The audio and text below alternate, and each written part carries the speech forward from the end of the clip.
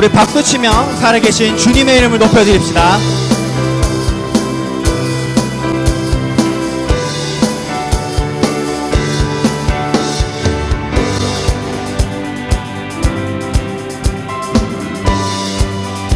주 하나님,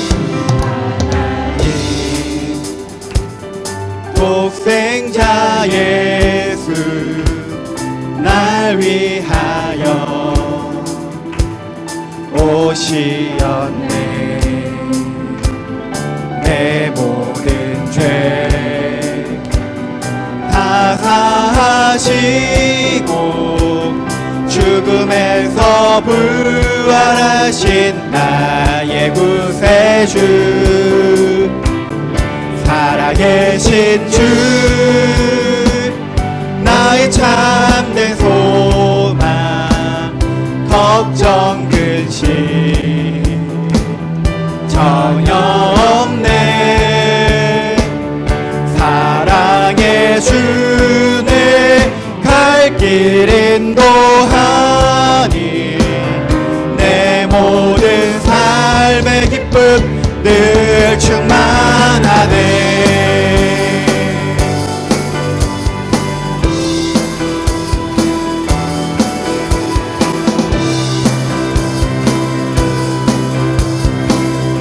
주 하나님, 주 하나님, 독생자 예수 날 위하여 오시었네. 내 모든 죄 다 사하시고 죽음에서 부활하신 나의 구세주, 살아계신 주, 살아계신 주, 나의 참된 소망, 걱정 근심 전혀 없네. 사랑의 주네 갈 길 인도하니 내 모든 삶의 기쁨 늘 충만하네. 주 안에서, 주 안에서 거듭난 생명 도우시는 주의 사랑, 참 기쁨과 참 기쁨과 확신 가지고 예수님의 도우심을 믿으며 살리. 살아계신 주, 나의 참된 소망, 걱정 근심 전혀 없네. 사랑의 주네 갈 길 인도하니 내 모든 삶의 기쁨 늘 충만한. 살아계신 주, 살아계신 주, 나의 참된 소망, 걱정 근심 전혀 없네. 사랑의 주네 갈 길 인도하니 내 모든 삶의 기쁨 늘. 우리 한 번 더 찬양합시다. 살아계신 주, 살아계신 주, 나의 참된 소망 되십니다. 소망, 걱정 근심 전혀 없네. 사랑의 주네 갈 길 인도하니 내 모든 삶의 기쁨 늘 충만. 내 모든 삶의 기쁨, 내 모든 삶의 기쁨 늘 충만한. 내 모든 삶의 기쁨, 내 모든 삶의 기쁨 늘 충만하네.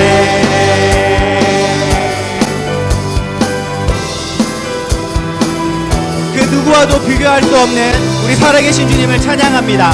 그 무엇과도 바꿀 수 없는 주님의 이름을 찬양합니다. 아멘. 할렐루야.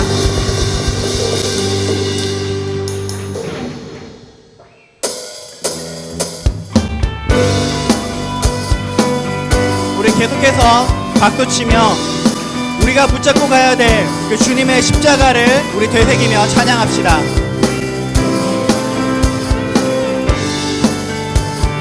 거친 이 세상에서 뒤틀린 가치 속에 복음의 의미를 찾아간다. 험한 세상에서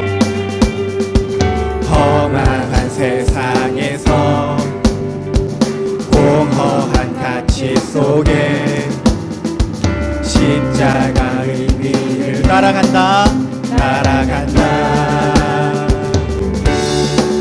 나의 유익과 만족을 버리는 주께 생명과 영혼을 드리는 그 길을 한 번 더 선택한다. 내가 버린 십자가 다시 지고 결코 시들지 않는 주의 영광 위해 내가 놓친 진리를 다시 잡고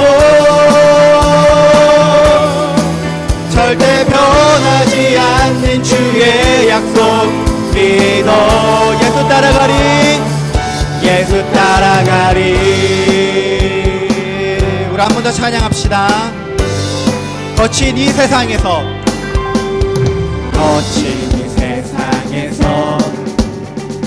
뒤틀린 가치 속에 복음의 의미를 찾아간다.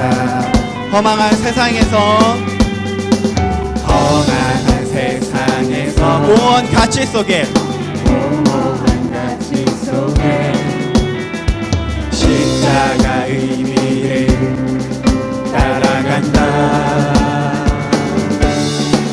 나의 유익과 만족을 버리는 주께 생명과 영혼을 드리는 그 길을 한 번 더 선택한다. 내가 버린 십자가 다시 지고 결코 시들지 않는 주의 영광 위해 내가 놓친 진리를 다시 잡고 절대 변하지 않는 주의 약속 믿어. 나의 유익과 만족을 버리는 주께 생명과 영혼을 드리는 그 길을 한 번 더 선택한다. 내가 버린 십자가 다시 지고 결코 시들지 않는 주의 영광 위해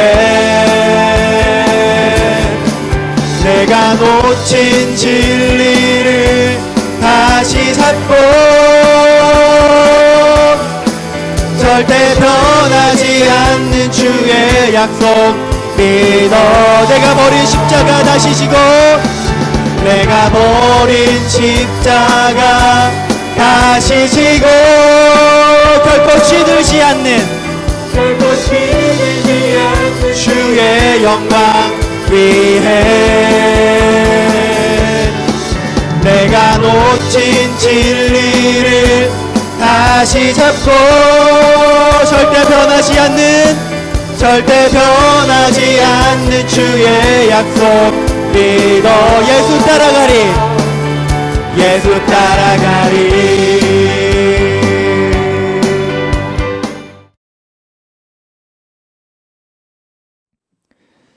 우리는 지난주에 에베소서를 시작하면서 진짜 복이란 이 땅에 속한 것이 아니라 하늘에 속한 신령한 영적인 복이다라고 하는 것을 살펴봤습니다. 그리고 그 첫 번째로 하나님이 우리를 선택하셨다. 어떻게 선택하셨습니까? 창세 전에 선택하셨고, 또 하나님이 기뻐하시는 뜻대로 우리를 선택하셨고, 우리를 그리스도 안에서 선택하셨다라고 말씀을 드렸습니다. 자, 오늘은 이 하늘에 속한 신령한 복 중에서 또 하나인 이 속량에 대해서 살펴보려고 합니다. 여러분, 약자 요즘에 이제 많이 쓰이고 있는데 약자 BLM이 혹시 무슨 뜻인지 아십니까? BLM 약자 얼핏 잘 생각이 안 나시죠? 네. Black Lives Matter 이라는 뜻입니다. 발음 안 좋은 거는 좀 용서를 하시고, 흑인의 생명이 중요하다. 우리가 잘 알고 이제 뉴스를 봤지만 지난 5월 25일 날 미국에서 조지 플로이드라는 이름의 흑인 청년이 경찰의 과잉 진압으로 해서 목숨을 잃는 안타까운 사건이 벌어졌습니다.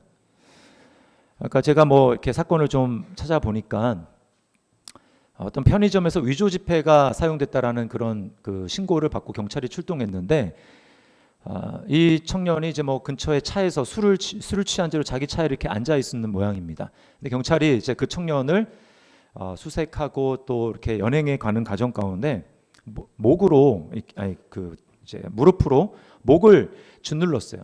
그러니까 이 청년이 숨을 못 쉬겠다, 답답하다, 살려달라 이렇게 수차례 호소를 했음에도 불구하고 묵살하고 끝까지 이렇게 하다가 수분이 지나고 이제 청년이 미동하지 않고 이렇게 움직이지 않게 됐습니다. 그래서 구급차로에서 실려갔지만 결국은 생명을 잃게 됐어요. 우리나라의 상황으로는 참 쉽게 이해하기가 어려운 그런 일이죠. 얼마나 여러분 안타깝고 어처구니 없는 죽음입니까? 이것 때문에 미국에서 전역으로 인종차별 반대하는 시위가 일어났습니다. 그래서 손에 다 이 BLM 이 피켓을 들고 시위를 했습니다. 그러다가 이제 흥분한 시위대가 상점을 약탈을 하고 또 불을 붙이고 하는 이런 폭력으로 이제 번져가게 됐습니다. 급기야는 주 방위군까지 동원이 되고 위협을 느낀 이 트럼프 대통령과 가족들이 지하 벙커로까지 피신하는 그런 일들이 일어났습니다. 링컨 대통령이 노예제 폐지를 선언한 지가 150년이 넘습니다. 지금 제도상으로는 그런 노예제도가 더 이상 남아있지 않지만 이 노예제도의 잔재인 인종차별의 분위기가 아직 남아있는 이런 모습을 보면서 제가 참 씁쓸한 마음을 가졌어요. 안타까운 마음을 가지고, 다른 한편으로는 인간에 있는 이 죄가 이렇게 참 뿌리가 깊구나라고 하는 생각을 하게 되었습니다. 제가 설교를 시작하면서 인종차별, 노예제도 이런 것을 언급하는 이유는 오늘 본문과 매우 밀접한 관계가 있기 때문입니다. 7절에 우리가 보면 속량이라고 하는 단어가 나옵니다. 오늘 설교 제목도 나오죠. 속량.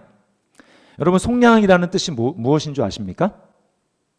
아마 아시는 분이 많지 않을 거예요. 왜냐하면 우리는 더 이상 이 단어를 쓰는 시대에 살아가고 있지 않기 때문에 그렇습니다.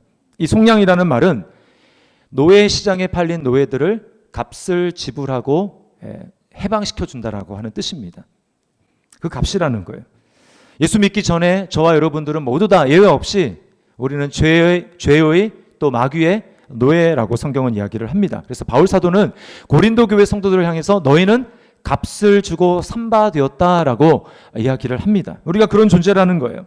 이 시간에 이 속량이라는 개념을 우리가 깊이 좀 살펴보면서 하나님의 은혜가 얼마나 풍성한가, 그리고 우리가 그 은혜에 얼마나 감사해야 되는가라고 하는 것을 좀 살펴보려고 합니다.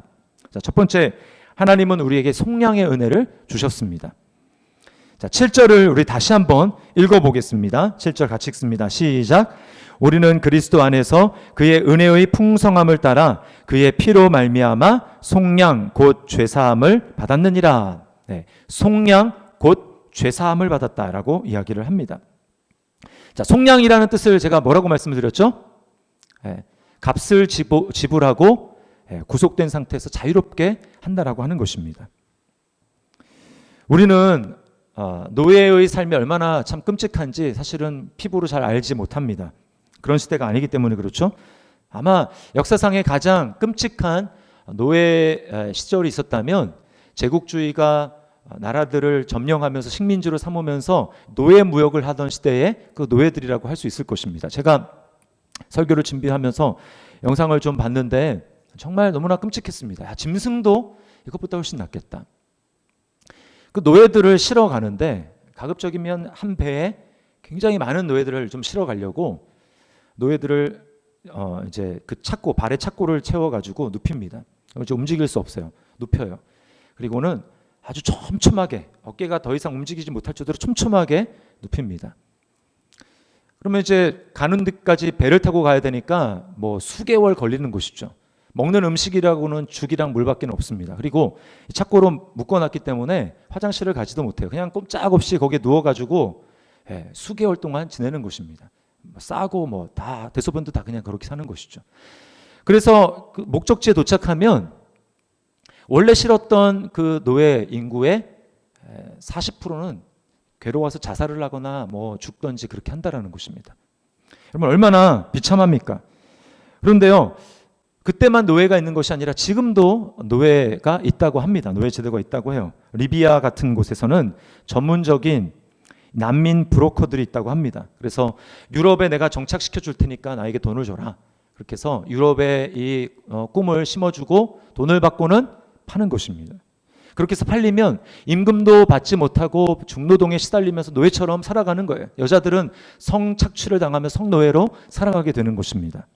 여러분 왜 이들이 노예가 됩니까? 속아서 그렇게 되는 것입니다. 사기를 당한 것이죠. 영적으로도 마찬가지입니다. 모든 인간은 이 마귀의 속임에 넘어가서 죄 아래 팔린 죄의 종이라고 성경은 이야기를 하고 있습니다.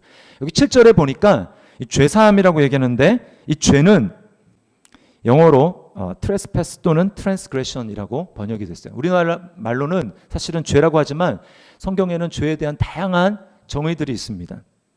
이게 무슨 뜻입니까? 위반 또는 침범했다라는 거예요. 어떤 선을 딱 정해놨는데 그것을 넘어갔다라는 것입니다. 하나님은 아담과 하와에게 세상 모든 것을 만들어 놓고 동산을 만들어 놓고 선악과에 대해서는 하나님이 침범 금지, 이렇게 출입 금지, 선을 그어 놓으신 거예요. 여러분 그 보이지 않는 선은 무엇을 의미합니까? 나는 너를 위해서 이 모든 것을 만든 창조주고 너에게 이 모든 것을 허락한 그러한 주라는 것, 내가 창조주고 너는 피조물이라는 것을 잊지 말아라 라고 하는 것입니다. 그것을 인정해라 라고 하는 것이죠. 그런데 마귀가 이 아담과 하와에게 접근합니다. 마귀가 먼저 그 선을 넘은 자입니다. 하나님이 이 천사들도 창조하셨죠. 그런데 마귀가 자신의 위치를 만족하지 못하고 내가 하나님이 되어보겠다고 하나님께 도전하겠다고 하나님이 정한 그 선을 넘어가 버린 거예요. 그게 바로 타락이죠. 하나님으로부터 정죄를 받고 하늘에서 쫓김을 당했습니다. 그리고는 아담과 하와에게 동일하게 지금 유혹하고 있는 거예요. 더 이상 하나님이 만들어 놓은 그 룰에 매일 필요가 없다. 네가 그 선을 넘어가면 된다. 네가 하나님이 되면 된다. 라고 이야기를 하는 것입니다. 안타깝게도 아담과 하와는 하나님이 정한 그 선을 넘어가 버렸습니다. 그리고는 이 불법의 세력인 마귀와 함께 동조해서 같은 세력이 되어버렸어요. 우리나라에도 유일하게 세계 분단 국가 아닙니까? 38선이 있죠. 군사분계선이 있습니다. 거기를 넘어간다는 것은 무슨 뜻입니까? 나는 더 이상 대한민국의 헌법을 따르지 않겠다. 나는 더 이상 대한민국의 국민으로 살지 않겠다라고 하는 것, 체제를 부정하며 넘어가는 것이죠. 선을 넘어간다라는 것은 바로 이런 뜻입니다. 하나님이 정해놓은 선을 넘어간다. 내가 하나님께 반역을 한다라는 것이고 하나님을 하나님으로 인정하지 않겠다라는 것입니다. 여러분 그 선을 넘어가겠다라는 것은 그 반역에 대한 대가는 인간에게 죽음이라는 것입니다. 그리고 이 문제를 해결하지 못하면 우리는 그 죄책감으로부터 벗어날 길이 없는 것입니다. 아무리 내가 죄를 짓고 나는 죄인이 아니야 괜찮아 라고 스스로 마음을 위안 삼으려고 해도 전혀 위안이 되지 않는 것입니다. 제가 오카누 목사님의 책을 읽다가 거기에 알베르트 슈페르라는 사람의 이야기를 읽게 됐습니다. 이 사람은 누구냐면 2차 세계대전 당시 독일의 이 히틀러의 아주 최측근이었어요. 전쟁을 하려면 군수 물자를 만들 그 공장이 필요하지 않습니까? 이 공장을 아주 풀가동하는데 지대한 역할을 한 사람입니다. 전쟁 후에 전범 재판을 열렸는데 이 사람 전범 재판이 열렸는데 이 사람도 그 중에 한 사람이 됐어요. 그래서 24명이 전범 재판을 받는데 유일하게 이 슈페르라는 사람만 자신이 전범의 그 죄를 지었다 이렇게 인정을 했습니다. 그리고는 20년을 감옥에서 보내게 됩니다. 출소하고 나서는 이 사람이 감옥에 있었던 일, 자기가 경험한 이런 일들을 이제 저술을 하는 거예요. 미국에서 한 기자가 이 사람을 인터뷰를 했습니다. 이렇게 물어요. 당신 책에 보면 나의 죄는 절대로 용서받을 수도 없고 용서받아서도 안 된다라는 그런 말이 있던데 시간이 좀 지난 지금에 혹시 생각이 좀 바뀌지 않았습니까? 라고 물어봤습니다. 그랬더니 이 슈페르는 사람이 이렇게 대답을 했어요. 나는 20년 동안 죄값을 치렀고 지금은 자유인입니다. 그러나 내 마음은 여전히 내게 절대 용서받을 수가 없다고, 용서받아서도 안 된다고 말합니다. 자기는 여러분 그 사람이 정해놓은 법에 의해서 죄값을 다 치렀어요. 그럼에도 불구하고 자신의 깊은 양심은 나 때문에 전쟁 때문에 죽어간 그 사람들을 생각했을 때 야, 나의 이 죄는 용서받을 수도 없고 용서돼서도 안 된다라고 자신의 양심이 고발한다라는 것입니다. 여러분 이게 뭘 얘기를 해주는 것입니까?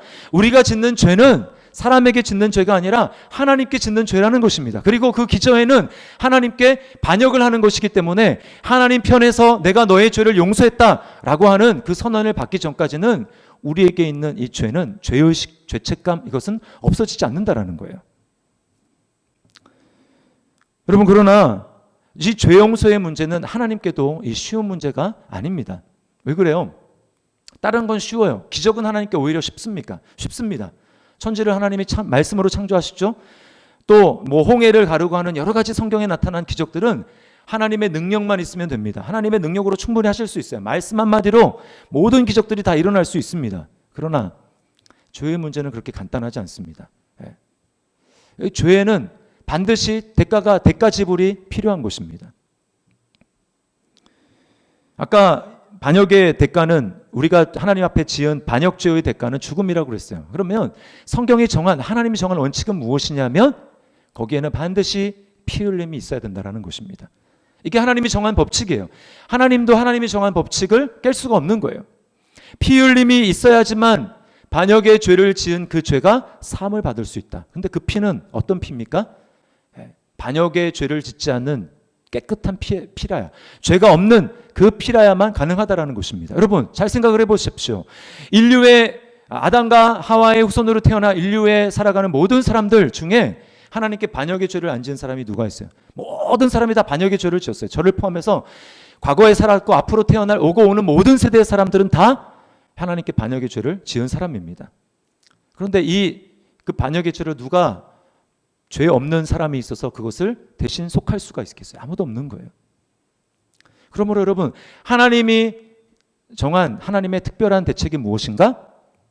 죄 없는 하나님이 스스로 이것을 해결하기로 작정한 것입니다. 그래서 죄 없는 하나님이 자기가 피를 흘려야 되겠다고 작정한 거예요. 하나님이 피를 흘릴 수 있습니까? 피를 흘릴 수 없죠. 그래서 사람의 몸을 똑같이 입고 이 땅에 오신 분이 바로 하나님의 아들이신 예수 그리스도라는 거예요. 그분이 인류의 모든 반역의 죄를 자기가 지고 대신 반역의 대가인 죄, 그 죄의 대가인 진노와 저주를 받아서 우리를 대신해서 하나님 앞에 피를 흘려주신 것입니다. 그래서 우리에게는 죄 용서, 우리가 죄의 종으로 팔리고 노예로 팔렸는데 우리가 그 노예에서 자유하게 되고 우리가 죄책감으로부터 자유하게 된 놀라운 이 속량의 은혜를 하나님이 우리에게 주셨다라는 것입니다. 그래서 고린도후서 5장 21절 말씀에 이렇게 이야기합니다. 우리 같이 한번 읽어보겠습니다. 시작. 하나님이 죄를 알지도 못하신 이를 우리를 대신하여 죄로 삼으신 것은 우리로 하여금 그 안에서 하나님의 의가 되게 하려 하심이라. 아멘. 하나님이 죄를 알지도 못하는 자기 아들을 뭐로 삼으셨어요? 뭐로 삼으셨다고요? 네, 죄로 삼으셨어요. 죄. 예수는 십자가에 매달린 예수는 더 이상 인격이 아닙니다. 그냥 죄예요. 멸망받아야 되고 하나님의 진노를 쏟아 부어야 될 죄가 된 것입니다. 그래서 예수가 우리를 위해서 대신 죄값을 지불하시고 하나님의 반역의 그 죄값, 그 진노를 담당하셨기 때문에 저와 여러분이 나음을 입고 의를 받게 된 것입니다. 여러분 얼마나 이것이 놀라운 은혜입니까? 돈 주고 이 은혜를 살 수 있습니까? 무엇으로 이 은혜를 받을 수 있어요? 아무것도 없어요. 오직 하나님께서 친히 예비하신 그 아들 예수 그리스도의 피값으로만 우리가 이 죄의 노예된 상태에서 거기서 벗어날 수 있고 해방될 수 있는 것입니다. 이게 바로 풍성하신 하나님의 속량의 은혜라는 거예요. 그런데 여러분, 하나님의 풍성한 은혜는 여기서 멈추지 않습니다. 두 번째로 하나님은 이 복음의 비밀을 우리에게 깨닫게 해주셨어요. 자, 9절에 보니까 이렇게 이야기합니다. 그 뜻의 비밀을 우리에게 알리신 것이요.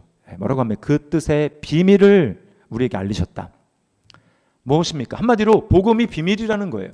그리스도가 십자가에서 죽으시고 부활하셨다라는 이 사실이 비밀이라는 것입니다.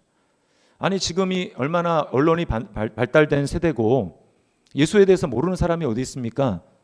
또 그런 세대인데 무슨 더 이상 복음이 비밀이라고 이야기를 합니까? 라고 이야기할지 모르지만 여러분, 그렇지 않습니다. 아직도 복음을 듣지 못한 사람들이 많이 있고요. 그리고 복음을 들어도 그 비밀의 은혜를 제대로 깨닫지 못한 사람들이 얼마나 많은지 모릅니다. 그런데 저와 여러분들에게는 어떻게 이 복음의 비밀이 제대로 알려지게 되었고 우리가 그것을 알고 깨닫게 되었을까요? 두 가지 이유 때문이에요. 첫 번째는 우리에게 하나님의 지혜를 부어 주신 것입니다. 자, 8절을 보세요. 이는 그가 모든 지혜와 총명을 우리에게 넘치게 하사. 여러분, 여기서 하나님이 말하는 지혜와 총명은 우리의 것이 아닙니다. 하나님의 것이에요. 우리가 가진 지혜로는 절대로 하나님을 알 수 없습니다. 하나님의 비밀인 복음을 깨달을 수가 없어요. 왜 그렇습니까? 여러분이 이때까지 받은 교육을 한번 돌이켜 생각을 해보십시오. 우리가 받은 교육은 다 이 세상에 관련된 것입니다. 오감으로 가지고 파악할 수 있고 또 과학기술로 과학으로 증명된 것만 우리는 받아들이도록 그렇게 교육을 받았어요. 그런데 여러분, 눈에 보이지 않는 하나님, 시간과 공간을 초월해서 4차원에 계시는 그 하나님이 이 세상의 과학과 기술로 또 우리의 오감으로 파악이 됩니까? 불가능해요. 천국과 지옥이 있다는 사실이 과학으로 입증이 됩니까? 할 수 없습니다. 그런가 하면 여러분, 우리가 죄인이라는 사실, 이게 어떻게 우리가 인정될 수 있어요? 어떻게 우리가 이걸 인정할 수 있습니까? 나는 특별히 남에게 해코지한 일도 없고 대한민국 형법에 반하는 일이 없어서 나는 유치장에도 한번 들어가 본 적이 없다. 이런 삶을 살았다면 여러분, 정상적으로 어떻게 자기가 나는 하나님 앞에 죄인입니다. 여러분, 이것을 인정하는 게 어떻게 정상적일 수 있어요? 그러므로 여러분, 내가 복음을 믿는다. 이 복음의 비밀을 받아들이고 믿게 된다. 이거는 비정상적인 것입니다. 비정상적인 거예요. 정상적인 것은 믿어지지 않아야 정상이고 믿지 않는 것이 정상입니다. 우리의 지혜로는 절대로 복음을 믿을 수가 없어요. 그래서 예수님이 제자들에게 묻습니다. 십자가를 지기 얼마 앞에 두고 예수님이 제자들에게 물어요. 야, 사람들이 나를 누구라고 이야기하디? 네, 엘리야라고 하던데요. 또 세례 요한이 다시 살아났다고 하던데요. 정답이 아니었습니다. 예수님이 묻습니다. 그러면 너희는 나를 누구라고 생각하느냐? 너희는 나를 누구라고 고백하느냐? 그때 베드로가 유명한 신앙 고백을 하지 않습니까? 주는 그리스도시요 살아계신 하나님의 아들이십니다. 예수님이 너무 기뻤어요. 바요나 시몬아, 내가 복이 있다. 너 그 고백을 할 수 있다니 넌 정말 복받은 사람이야. 그런데 그 다음에 주님 뭐라고 하셨습니까? 이것을 내게 알게 한 자는 혈육이 아니라, 사람이 아니고 혈육이 아니고 하늘에 계신 내 아버지다. 하늘에 계신 내 아버지가 너에게 지혜를 주셔서, 인간의 세상의 지혜가 아니라 하나님의 지혜를 주셔서 너가 이것을 깨달을 수 있게 된 거야. 그래서 너가 고백할 수 있게 된 거야 라고 이야기하는 것입니다. 여러분, 고린도전서 2장 9절과 10절 말씀 우리 함께 읽어보겠습니다. 시작. 기록된 바 하나님이 자기를 사랑하는 자들을 위하여 예비하신 모든 것은 눈으로 보지 못하고 귀로 듣지 못하고 사람의 마음으로 생각하지도 못하였다 함과 같으니라. 오직 하나님이 성령으로 이것을 우리에게 보이셨나니 성령은 모든 것 곧 하나님의 깊은 것까지도 통달하시느니라. 아멘. 여러분, 여기 뭐라고 얘기합니까? 자기를 사랑하는 자들을 위하여 예비하신 모든 것, 이게 뭡니까? 하늘에 속한 신령한 복이죠. 이게 바로 속량의 은혜죠. 이건 누가 알 수 있다고요? 인간의 눈이 아니라 또 귀도 아니고 하나님이 성령으로만 이것을 우리에게 보이셨다라는 거예요. 우리가 하나님이 주신 지혜, 성령을 받았기 때문에 이것을 알 수 있다라고 이야기를 하는 것입니다. 개그우먼 조혜련 씨를 여러분이 다 아실 겁니다. 이 조혜련 씨가 5년 전에 예수님을 믿었다고 합니다. 5년 전에. 원래 주변에 믿는 사람이 아무도 없었대요. 뭐 가족도 그렇고 친척 중에서도 예수 믿는 사람이 한 사람도 없었다고 합니다. 어머니는 독실한 불교 신자였대요. 그러다 보니까 기독교에 대해서 매우 적대적이었고 안티도 그런 안티가 없을 정도로 그렇게 반대하고 적대시했습니다. 이 조혜련 씨가 뭐 여러분이 잘 알다시피 막 도전을 굉장히 즐기는 사람이에요. 그래서 뭐 남들이 하지 않는 그런 거 막 도전을 즐기고 자기 개발서 열심히 있고 자기 개발에 굉장히 열심인 사람입니다. 그래서 우리나라 개그 우먼으로는 첫 번째로 일본에 이제 일본 그 연예계로 진출을 하지 않았습니까? 그래서 일본어도 막 거의 통역사 수준 정도로 마스터를 하고 거기다 막 중국어까지 마스터를 했어요. 그랬는데 조혜련 씨가 이렇게 고백을 합니다. 누구보다 열심히 살았지만 행복하지 않았다. 누구보다 애써 진리를 찾아 헤맸지만 공허했다. 자녀들과의 갈등이 계속되고요. 결국 남편과는 이혼을 하게 됩니다. 마음이 너무 공허했어요. 그래서 이 공허한 마음을 어떻게 달랠 수 있을까 생각해서 법륜 스님도 쫓아가 보고 그리고 일본에 있을 때 아마 믿었던 것 같은데 그 남묘 호랭갱교 일본 그 이제 종교거든요. 거기에도 내가 마음을 위탁해봤지만 전혀 마음의 위로가 되지 않는 것입니다. 그러던 이 조혜련 씨가 예수님을 믿게 돼요. 어떻게 가능한 일이겠습니까? 나중에 알고 보니까 이 조혜련 씨를 위해서 많은 사람들이 기도하고 있었던 거예요. 선배인 이성미 씨 아시죠? 이성미 씨가 조혜련 씨를 위해서 7년 동안을 빠짐없이 기도했습니다. 하나님 구원해 주십시오. 하나님 정말 하나님의 지혜를 주셔서 복음을 알 수 있도록 해 주십시오. 그리고 조혜련 씨가 속한 그 소속사의 사장님도 14년 동안이나 조혜련 씨를 위해서 기도했다라는 거예요. 그러자 자신의 지혜가 아니라 하나님의 지혜를 주셔서 조혜련 씨가 이 비밀인 복음을 믿게 되었다라는 것입니다. 여러분 이거예요. 우리가 기도할 때 하나님의 성령께서는 역사하셔서 우리의 지혜가 아닌 하나님의 지혜로 복음을 깨달을 수 있도록 알게 하신다라는 것입니다. 여러분이 복음이 믿어지는 은혜를 받았습니까? 복음이 믿어집니까? 그렇다면 여러분의 노력이 아니에요. 여러분의 지혜가 아니라 누군가가 여러분을 위해서 오랫동안 기도했고 그래서 여러분이 마침내 그것이 하나님의 지혜로 믿어지게 된 것입니다. 그러니까 얼마나 감사해요. 두 번째는 하나님이 우리의 복음의 비밀을 알게 해주신 두 번째 방법은 누군가 옆에 붙여주셔서 복음을 듣게 하셨다라는 거예요. 예수님이 승천하신 다음에 예수님은 사도들에게 성령을 부어주시고 그들로 하여금 복음을 증거하게 하십니다. 이들이 로마, 당시의 땅끝이라고 했던 로마의 전역에 가서 복음을 전했어요. 그리고는 성경을 기록하게 하십니다. 사람들이 복음을 다 받아들였어요. 그래서 어떻게 됩니까? 복음으로 로마가 정복이 됐어요. 근데 이제 시간이 흐르다 보니까 사람들이 점점 복음에 대해서 잊혀집니다. 교회가 타락합니다. 당시 중세교회가 가톨릭 아닙니까? 타락하게 되는 거예요. 성경은 더 이상 번역되지 않았습니다. 라틴어 성경이 있었지만 딱 그거밖에 없었어요. 그래서 사제들만 로마 말인 라틴어를 아는 사제들만 성경을 읽었고 일반 사람들, 성도들은 성경을 알지 못했습니다. 그러니까 복음을 알지 못하고 점점 미신 가운데 빠져들어가는 거예요. 하나님이 존 윗클리프 같은 사람을 일으켰습니다. 그래서 성경을 번역하게 하셨어요. 자국말로 번역하게 하셨습니다. 그 당시에는 그게 법으로 금지되어 있었어요. 성경을 번역하게 했습니다. 그리고는 사람들이 점점 그 성경을 읽는 거예요. 그 분위기가 무르익어서 여러분 종교개혁이 일어나게 된 것입니다. 사람들이 성경을 읽다 보니까 복음을 알게 되는 것입니다. 그래서 종교개혁의 세 가지 가치가 무엇입니까? 세 가지 구호. 오직 은혜로, 오직 믿음으로, 오직 성경으로. 이 고백이 거기서 나오게 된 거예요. 사람들이 눈이 열린 것입니다. 복음을 알게 된 것입니다. 공로가 아니라 교회에 바치는 그 헌금함에 딸랑 소리가 떨어질 때 구원을 받는 게 아니라 예수를 오직 믿음으로만 구원을 받는다라고 하는 복음을 깨닫게 된 거예요. 그뿐이 아닙니다.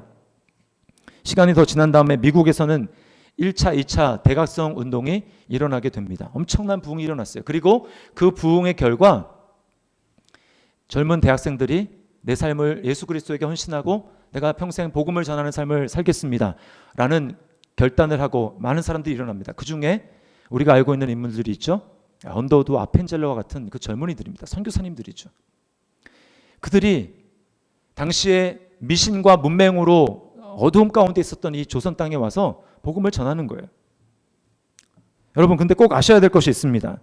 복음이 전해지는 것은 그냥 전해지는 것이 아니라 반드시 거기에는 희생과 핏부림의 희생이 따라온다라는 거예요. 예수님이 오셨죠. 예수님이 하나님의 복음을, 하나님 나라의 복음을 전하셨습니다. 그 결과 어떻게 되셨습니까? 십자가에서 죽으셨죠. 사도들이 로마 전역에 땅끝까지 복음을 전함으로 어떻게 됐습니까? 그들은 순교하거나 아니면 유배당하거나 이런 이 고난과 고초를 당했습니다. 저는 우리나라의 복음에 전해진 과정을 생각할 때마다 참 감격이 되고 하나님이 어떻게 우리에게 이런 은혜를 주셨나라는 생각을 하게 됩니다. 여러분, 우리나라는 언더우드와 이 선교사, 언더우드와 아펜젤러 같은 선교사 들어오기 전에 이미 예수 믿는 사람들이 있었어요. 이미. 그래서 이 언더우드 같은 선교사가 들어왔을 때 그 소식을 듣고 찾아옵니다. 사람들 한 100명 가까운 사람들이 찾아와서 선교사님, 제가 예수를 믿습니다. 저에게 세례를 주십시오라고 요청합니다. 이게 도대체 어떻게 된 일인가 보니까 전 세계에서 유례가 없어요. 선교사가 본격적으로 들어오기 전에 이미 우리나라에는 한글 성경이 있었어요. 우리나라 지금 성경은 성경 전서잖아요. 66권. 당시에는 성경이 쪽복음이었습니다. 마태복음, 마가복음 이렇게 쪽으로 된 한글 성경이 나와서 그것들을 전서인이라고 하죠. 성경을 돌아다니면서 파는 전도자들이 있었다라는 거예요. 그 당시에 이미. 여러분, 그게 어떻게 가능한 일인 줄 아십니까? 우리나라가 아니죠.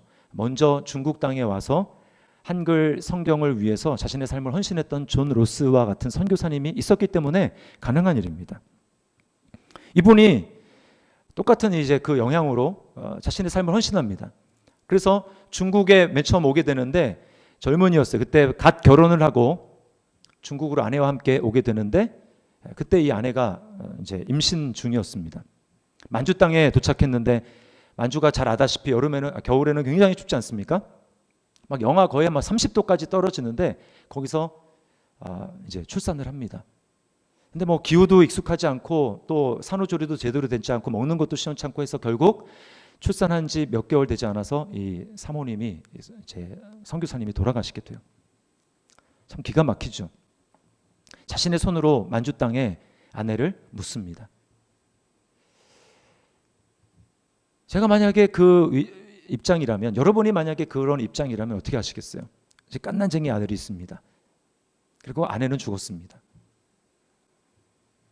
너무 감사한 것은 존 로스 선교사님이 거기서 본국으로 돌아가지 않는다는 것, 포기하지 않고 본국에 있는 여동생에게 편지를 보냅니다. 지금 이러이러한 상황이 됐는데 네가 꼭 필요하다. 네가 좀 이곳에 와서 날 좀 도와줬으면 좋겠다. 그렇게 해서 여동생인 이 캐서린이라는 여동생이 오빠의 편지를 받고 잠시의 주저함도 없이 중국 땅 만주로 가게 됩니다. 여러분, 그렇게 해서 우리에게 한글 성경이 번역되어서 우리 손에 쥐어진 거예요.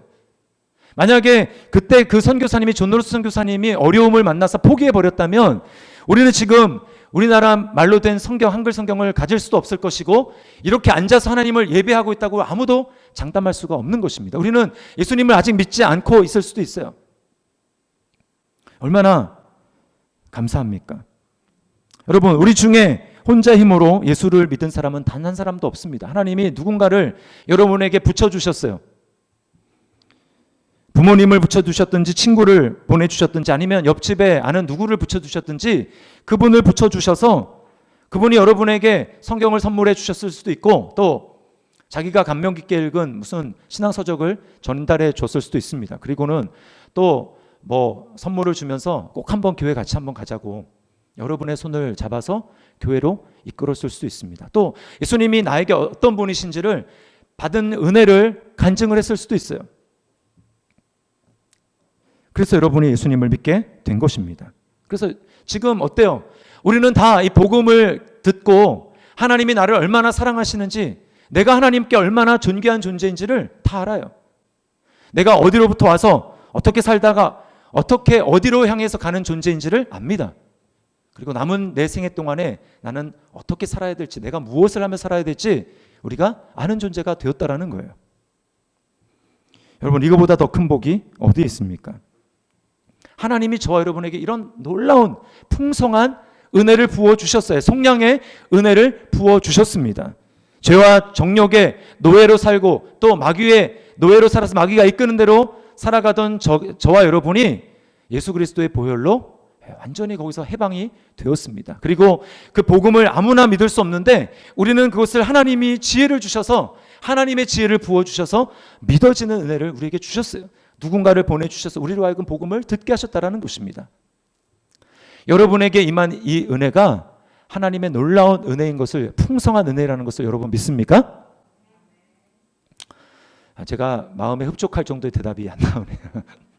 여러분, 정말 여러분은 예수 그리스도의 피로 말미암아 속량을 받은 그런 사람 맞습니까? 네, 우리가 그런 놀라운 은혜를 받았어요. 여러분, 정말 하나님이 우리에게 그 속량의 풍성한 은혜를 허락해 주신 것이 맞다면, 내가 그 은혜를 받은 자가 맞다면 그럼 우리가 어떻게 살아야 하겠습니까? 짧게 두 가지만 말씀을 드립니다. 첫 번째는 구원의 감격과 기쁨이 사라져서는 안 됩니다.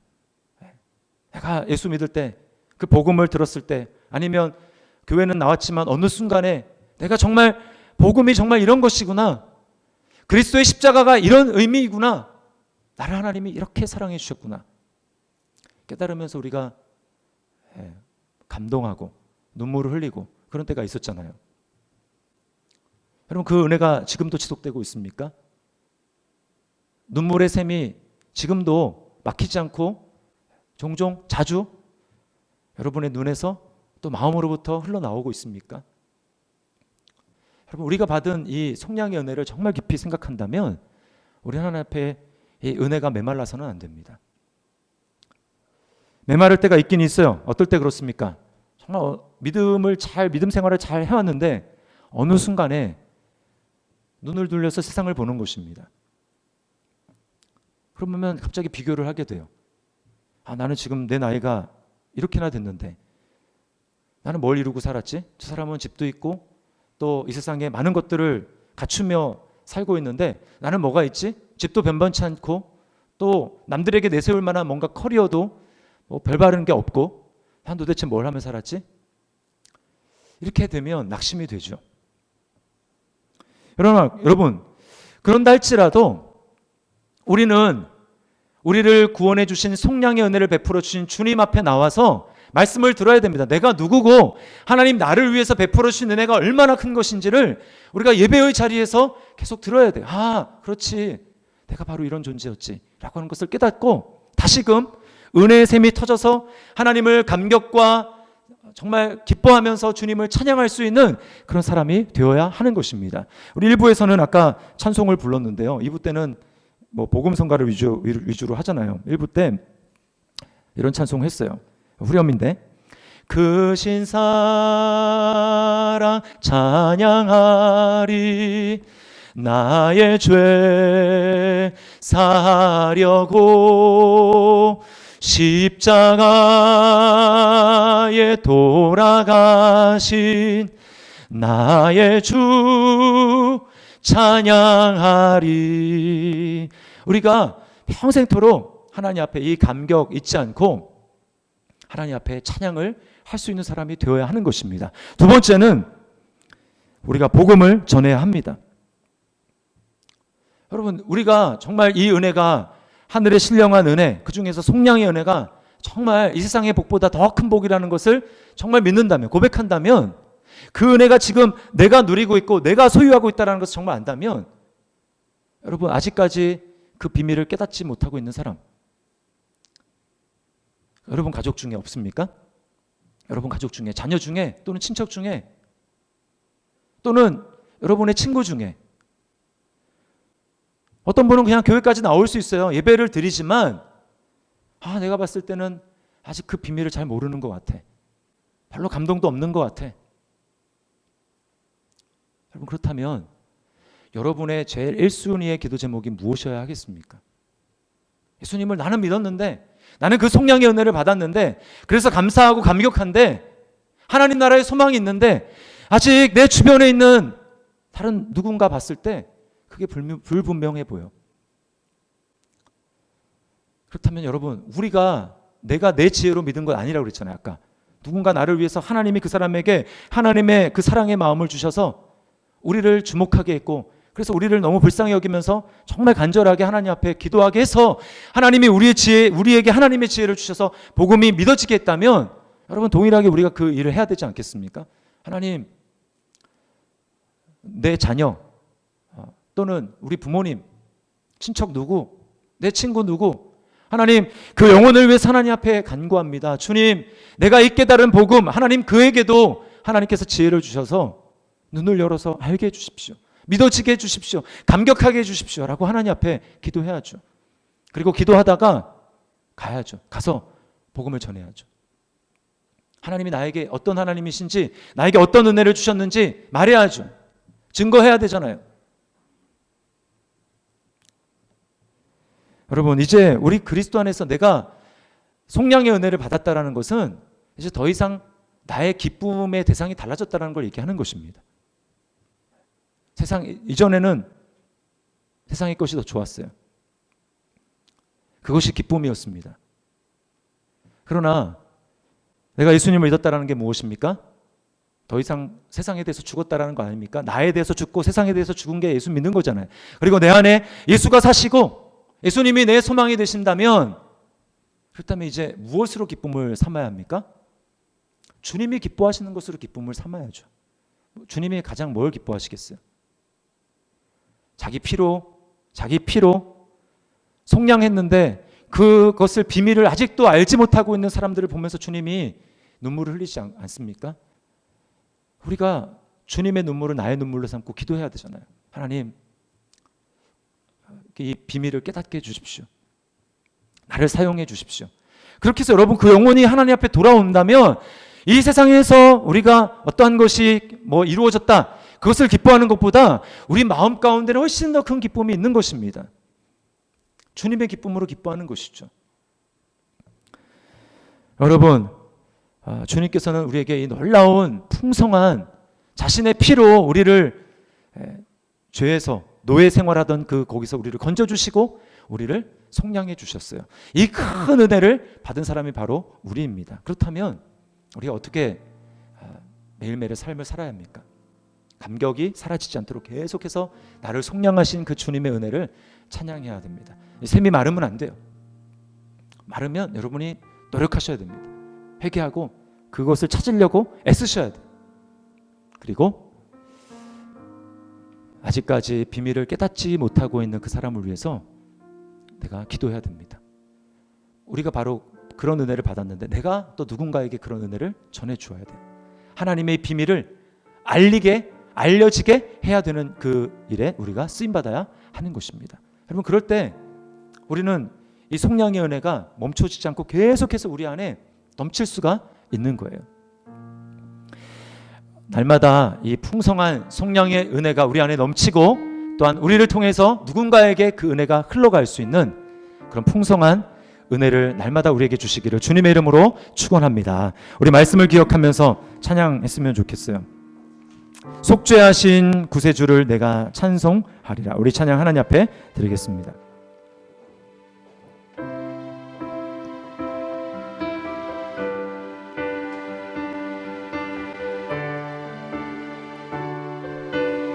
속죄하신 구세주를 내가 찬송하리라. 내게 자유 주시려고 주가 고난 당했네. 그 신사랑 찬양하리. 나의 죄 사하려고 십자가에 죽임당한 나의 주 찬양하리. 2절입니다. 내가 구원받은 증거 기뻐 전파리라. 내 죄 모두 담당하신 주의 사랑, 아멘. 크신 사랑, 그 크신 사랑 찬양하리. 나의 죄 사하려고 십자가에 죽임당한 나의 주 찬양. 크신 사랑 크신 사랑 찬양하리. 나의 죄 사하려고 십자가에 죽임당한 나의 주 다시 한번 크신 사랑 크신 사랑 찬양하리. 나의 죄 사하시고 십자가에 죽임당한 나의 주 찬양하리. 하나님의 사랑 하나님의 사랑 주님의 눈물 온 세상 임하여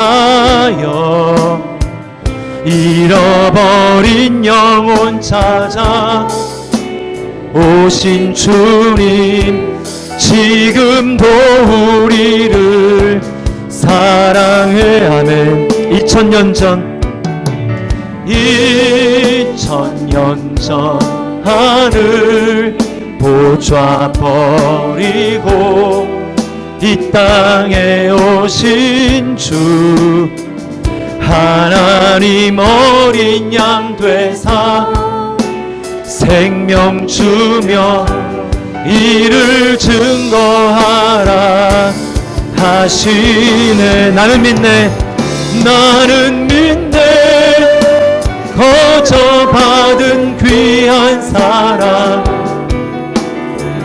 그 누가 대신하리요. 나의 생명 다할 때까지 그 사랑을 우리 처음부터 고백합시다. 하나님의 사랑 하나님의 사랑 주님의 눈물 온 세상 임하여 잃어버린 영혼 찾아 오신 주님 지금도 우리를 사랑해. 2000년 전 하늘 보좌 버리고 이 땅에 오신 주 하나님 어린 양 되사 생명 주며 이를 증거하라 하시. 나는 믿네 나는 믿네 거저 받은 귀한 사랑 그 누가 대신하리요. 나의 생명 다할 때까지 그 사랑을 다시 한 번만. 나는 믿네 나는 믿네 거저 받은 귀한 사랑 그 누가 대신하리요. 나의 생명 다할 때까지 그 사랑을 전하리라. 그 사랑을 전하리라. 그 사랑을 전하리라. 그 사랑을 전하리라. 그 사랑을 전하리라.